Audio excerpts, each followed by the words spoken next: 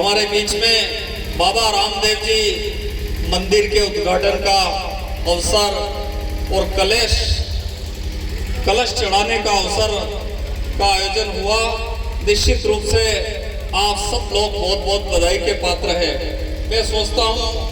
पूर्व वक्ताओं ने पूरी बात करी है और मैं भी काफी लेट यहाँ पर पहुंचा। रास्ते में मूसलाधार बारिश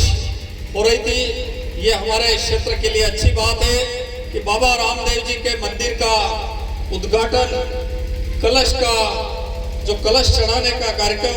और इसके साथ साथ इंद्रदेव भी हमारे बीच में प्रसन्न हुए। निश्चित रूप से इस क्षेत्र में आपके लिए बहुत बधाई के पात्र हैं और इसके साथ साथ ही बाबा रामदेव जी से प्रार्थना करूंगा कि हमारे क्षेत्र में अमन चैन भाईचारा बना रहे। इसके साथ साथ हमारे क्षेत्र में अच्छी बारिश हो, बारिश के साथ साथ हमारे क्षेत्र में फसलें अच्छी हो किसानों की, और इसी के साथ उन फसलों का भाव भी हम सब लोगों को अच्छा मिले। हम सब जानते हैं कि बाबा रामदेव ने पूरे जीवन काल में उन्होंने गरीब वंचित, जैसा ईशु धनगर जी ने, मदन वर्मा जी ने, सबने कहा, राधेश्याम जी, गौरी जी ने, कि बाबा रामदेव जी ने अंतिम पंक्ति में जो व्यक्ति बैठा हुआ है उसकी पीड़ा को जानने के लिए, उस जमाने में 650-700 साल पुरानी बात है, उस जमाने में उन्होंने लड़ाई लड़ी और उस लड़ाई का परिणाम है कि आज जब आप लोग भदवा माता धर्मशाला में, हमारा गरोट का छात्रावास में, मंदसौर के छात्रावास में, दूधाखेड़ी माता जी की धर्मशाला में जो आप लोग काम कर रहे हैं, और इसके साथ साथ गौरी जी ने एक अच्छी बात कही। उन्होंने कहा यहाँ जो 11-12 मंदिर है आसपास इलाके में, आप कल्पना करिए कि एक समाज जो उस जमाने में 650 साल पहले जो हमारे बाबा रामदेव जी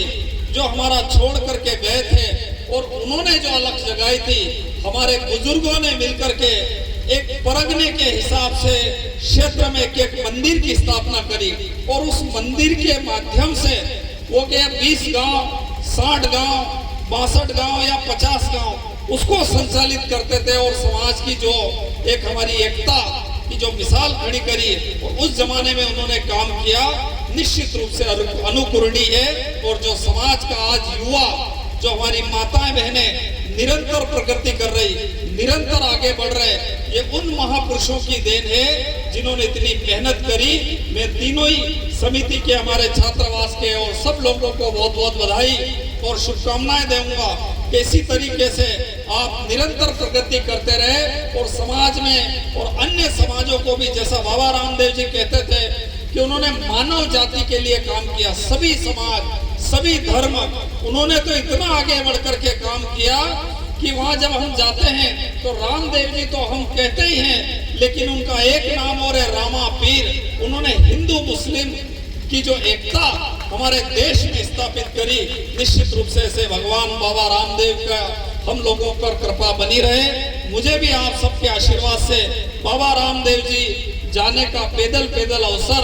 16 अगस्त, जैसा कि ईशु धनगर जी ने कहा कि हमको मिला, और हम पैदल 650 किलोमीटर तक मल्हारगढ़ से बाबा रामदेव जी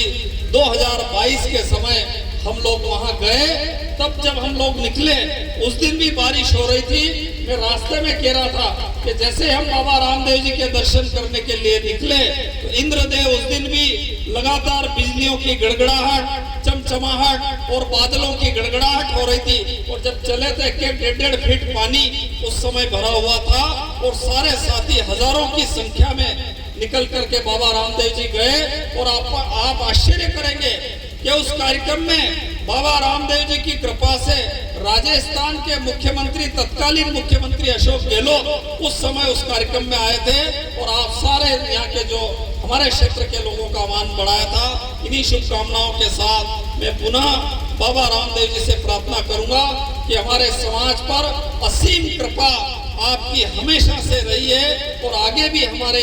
जो युवा है, हमारे बुजुर्ग है, हमारी माताएं बहनें हैं, सब पे असीम कृपा बनी रहे। इन्हीं शुभकामनाओं के साथ जय बाबा रामदेव जी की।